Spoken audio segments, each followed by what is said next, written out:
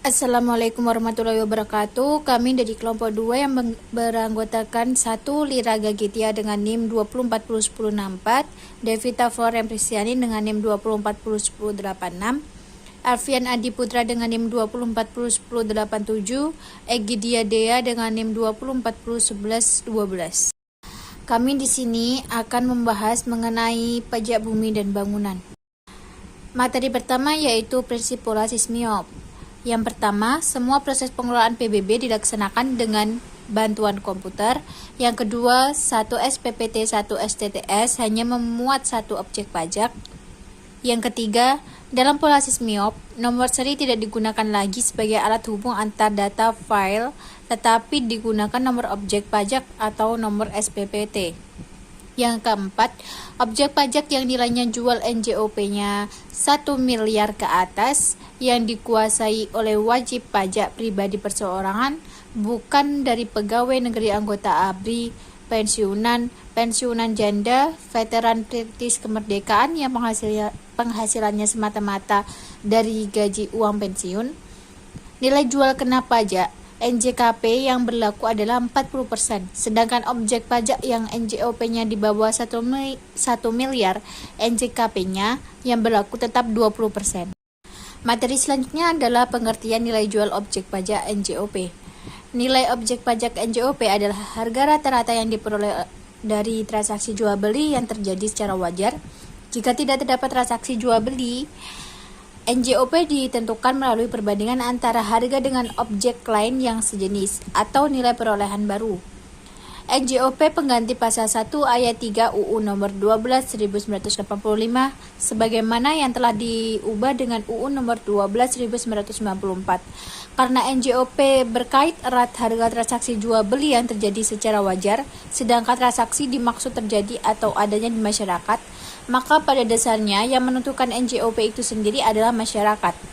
Fiskus dalam hal ini kantor pelayanan pajak bumi dari bangunan sebatas mengumpulkan atau mencari data harga jual untuk dianalisis dan hasilnya digunakan sebagai bahan penyusunan atau pembentukan zon nilai tanah ZNT. Dari ZNT yang terbentuk inilah kemudian ditetapkan klasifikasi NJOP tanah di dalam masyarakat. Di samping faktor permintaan dan persediaan juga dipengaruhi oleh kondisi lingkungan yang serupa. Antara lain, yang pertama tersedianya sarana dan prasarana infrastruktur, yang kedua perkembangan perekonomian rakyat, yang ketiga perkembangan lingkungan, dan lain sebagainya, yang semua itu pada dasarnya merupakan salah satu bukti dari serangkaian keberhasilan pembangunan. Materi selanjutnya adalah komponen penilaian bangunan. Komponen penilaian bangunan meliputi 1 jenis atau macam bahan komponen bangunan yang berupa material yang digunakan, 2 konstruksi bangunan, 3 fasilitas perlengkapan yang merupakan penunjang. Misal, sistem pendingin ruangan atau AC, taman, kolam renang, perkerasan jalan lingkungan, sistem pemadam kebakaran, sambungan telepon, daya listrik terpasang, dan lain-lain. Berikutnya yaitu unsur-unsur yang menentukan besarnya ketetapan PBB. Beberapa unsur dalam menentukan besarnya ketetapan pajak bumi dan bangunan antara lain: yang pertama, data luas bumi dan bangunan. Yang kedua, NJOP bumi. Yang ketiga, NJOP bangunan sesuai dengan jenis dan macam komponen yang terpasang termasuk interior dan eksteriornya. Yang keempat, NJKP atau nilai jual kena pajak. Menurut pasal 6 ayat 3 Undang-Undang Nomor 12 Tahun 1985 sebagaimana telah diubah dengan Undang-Undang Nomor 12 Tahun 1994 ditetapkan serendah-rendahnya 20% dan setinggi-tingginya 100% dari NJOP. Yang kelima, tarif pajak adalah tanggal yaitu 0,5%. Dalam pasal 5 Undang-Undang Nomor 12 Tahun 1985 sebagaimana telah diubah dengan Undang-Undang Nomor 12 Tahun 1995. Dari unsur-unsur di atas dapat dirumuskan PBB sama dengan 20% dikali NJOP dikali 0,5% atau 1/1000 dikali NJOP. Selanjutnya PBB sama dengan 40% dikali NJOP dikali 0,5% atau 140 sama dengan 2/1000 dikali NJOP. Prinsip-prinsip pengajuan pengurangan PBB secara kolektif. Di samping ketentuan pengurangan sebagaimana yang telah berlaku sesuai dengan keputusan bersama Direktur Jenderal Pajak dan Direktur Pemerintahan Umum dan Otonomi Daerah, disingkat PUOD, telah ditentukan mengenai tata cara pemberian pengurangan secara kolektif yang prosedur dan persyaratannya antara lain adalah sebagai berikut. Permohonan pengurangan dapat diajukan secara kolektif bagi wajib pajak perseorangan tertentu seperti kelompok petani, pensiunan pegawai negeri, purnawirawan ABRI, veteran, dan eks-pejuang kemerdekaan, serta masyarakat lainnya sebelum SPPT diterbitkan. Permohonan hanya dapat diajukan untuk 1 tahun pajak. Permohonan pengurangan secara kolektif diajukan kepada Kepala Kantor Pelayanan PBB melalui Kepala Daerah Dinas Pendapatan Daerah tingkat 2, Kepala Desa atau Lurah atau organisasi antara lain PWRI, PEP ABRI, LVRI dengan mencantumkan besarnya persentase pengurangan yang diminta untuk setiap wajib pajak dengan menggunakan formulir permohonan. Dinas Pendapatan Daerah tingkat 2 melakukan penelitian dan mengusulkan besarnya persentase pengurangan kepada Kepala Kantor Pelayanan PBB yang bersangkutan. Permohonan pengurangan secara kolektif sebelum SPPT terbit diajukan paling lambat minggu pertama bulan Januari tahun pajak yang bersangkutan.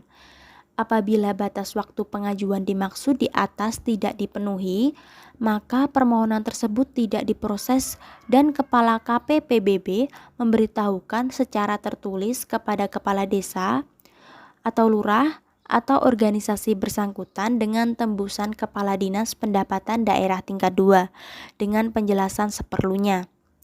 Keputusan pemberian pengurangan secara kolektif hanya berlaku untuk 1 tahun pajak. SPPT PBB yang terbit kemudian langsung dikurangi besarnya pengurangan sesuai dengan keputusan pemberian pengurangan secara kolektif. Tata cara pembayaran. Yang pertama, pembayaran langsung ke tempat pembayaran melalui bank persepsi atau kantor pos. Pada saat membayar, WP cukup menunjukkan SPPT atau SKP atau STP PBB atau menyebutkan nomor objek pajak. Bank atau kantor pos dan giro tempat pembayaran mencocokkan dengan DHKP dan STTS PBB, memberi tanda lunas pada DHKP dan melegalisir STTS dengan memaraf, membubuhkan cap dengan stempel dinas serta tanggal pelunasan. Kemudian menyerahkan bagian WP yang sudah dilegalisir kepada yang bersangkutan.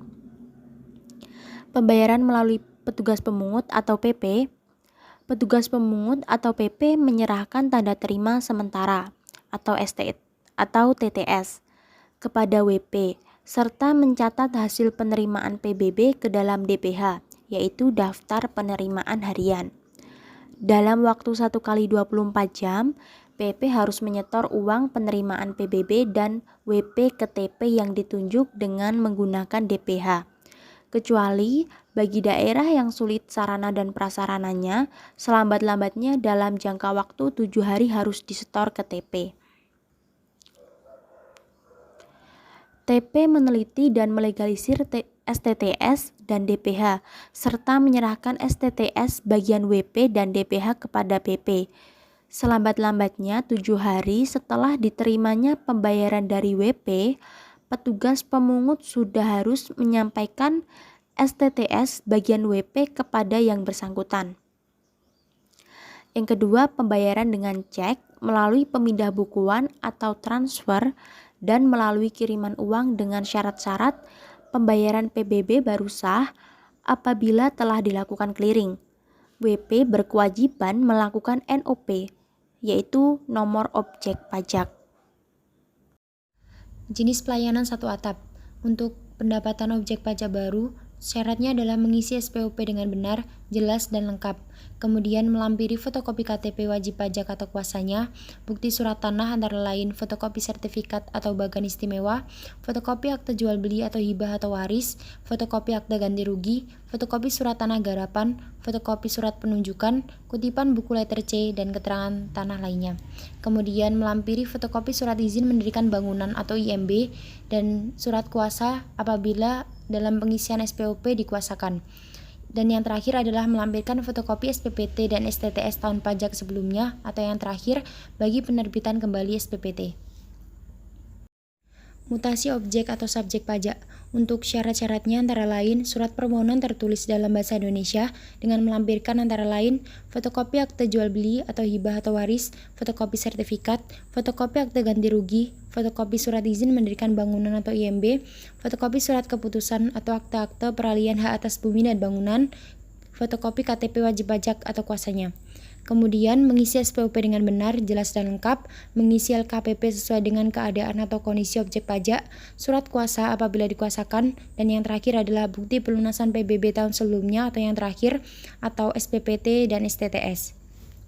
Untuk salinan SPPT atau SKP PBB, syaratnya adalah dengan mengajukan surat permohonan tertulis dalam bahasa Indonesia yang dilampiri dengan fotokopi KTP wajib pajak atau kuasanya, bukti pelunasan PBB tahun sebelumnya atau yang terakhir, surat pernyataan wajib pajak bahwa SPPT benar-benar hilang, rusak atau belum diterima dan diketahui oleh kepala kelurahan atau lurah domisili objek pajak.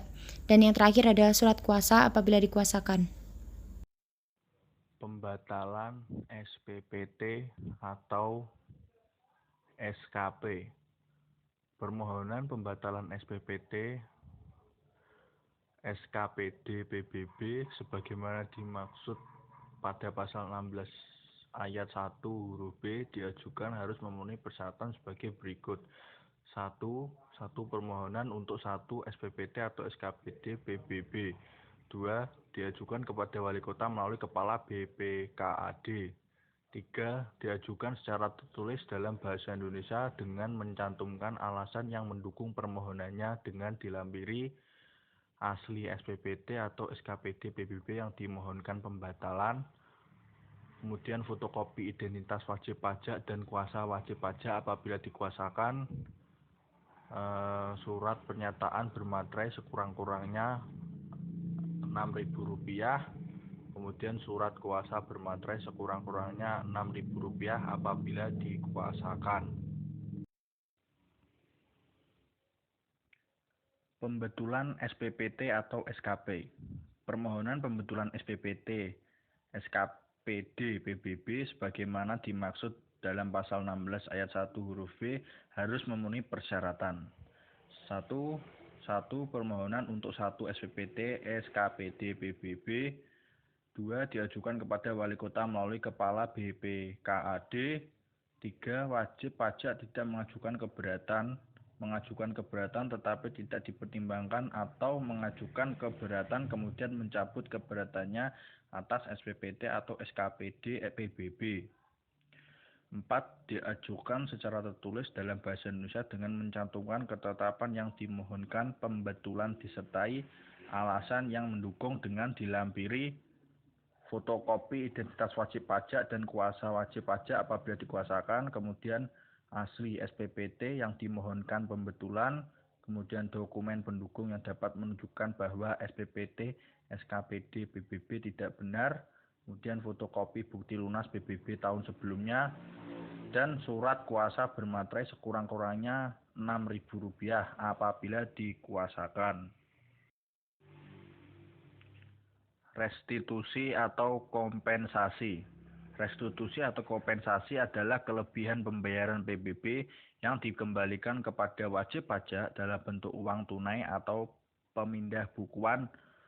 Berikut ini persyaratannya.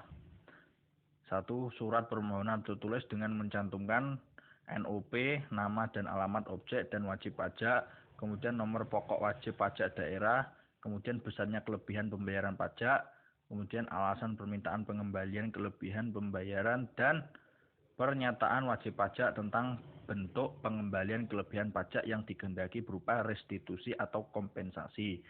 2. Permohonan harus dilampiri dengan salinan fotokopi KTP atau SIM, kemudian asli dan salinan atau fotokopi SSPD atau tanda lunas PBB yang dimintakan pengembalian kelebihan pembayaran, kemudian salinan atau fotokopi lunas PBB 5 tahun sebelumnya, dan dalam hal permohonan diajukan oleh kuasa wajib pajak harus dilampiri dengan surat kuasa dan salinan atau fotokopi KTP yang diberi kuasa. 3. Dokumen asli yang menjadi dasar permohonan pengembalian yang disebabkan adanya surat keputusan keberatan atau surat keputusan pembetulan, pembatalan, dan pengurangan ketetapan, dan pengurangan atau penghapusan sanksi administrasi, kemudian putusan banding atau putusan peninjauan kembali, dan kebijakan pemberian pengurangan, keringanan, dan atau pembebasan pajak berdasarkan peraturan perundang-undangan.